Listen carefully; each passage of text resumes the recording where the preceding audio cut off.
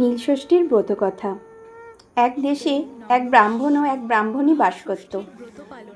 সমস্ত ব্রত পূজা তারা পালন করত, কিন্তু তাদের যা ছেলে মেয়ে হতো একটিও বাঁচত না।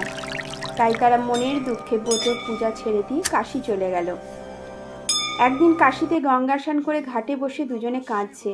তখন মা ষষ্ঠী বুড়ির ব্রাহ্মণীর বেশ ধরে এসে জিজ্ঞাসা করলেন, তোমরা বসে বসে কাঁদছো কেন?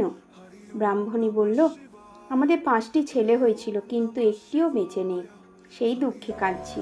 তখন মা ষষ্ঠী তাদের বারব্রত করতে বললেন। তারা বললে, ওসব মিছে, আমরা সব করতুম, কিন্তু এখন সব ছেড়ে দিয়েছি। তখন মা ষষ্ঠী বললেন, তোমরা ব্রত করতে বলে তোমাদের মনে খুব অহংকার ছিল, সেই জন্য তোমাদের ছেলে বেঁচে নেই। শুধু ব্রত করলেই হয় না, বিশ্বাস থাকা চাই। তখন তারা মা ষষ্ঠীকে বললে, তাহলে আমাদের উপায় কি হবে মা? মা ষষ্ঠী বললে, তোমরা নীলষষ্ঠী করেছ? ব্রাহ্মণী বললে, আমরা এই ব্রতের নাম শুনিনি।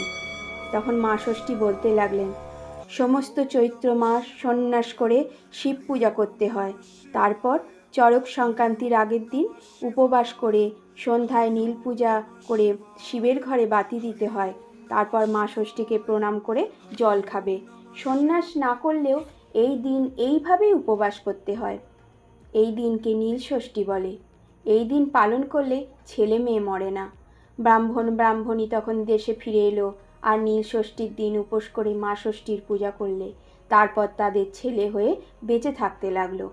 পাড়ার সকলে ব্রাহ্মণীর দেখা দেখি নীলষষ্ঠীর ব্রত করতে লাগলো। ক্রমে ক্রমে দেশ বিদেশে নীলষষ্ঠী প্রচার হতে লাগলো।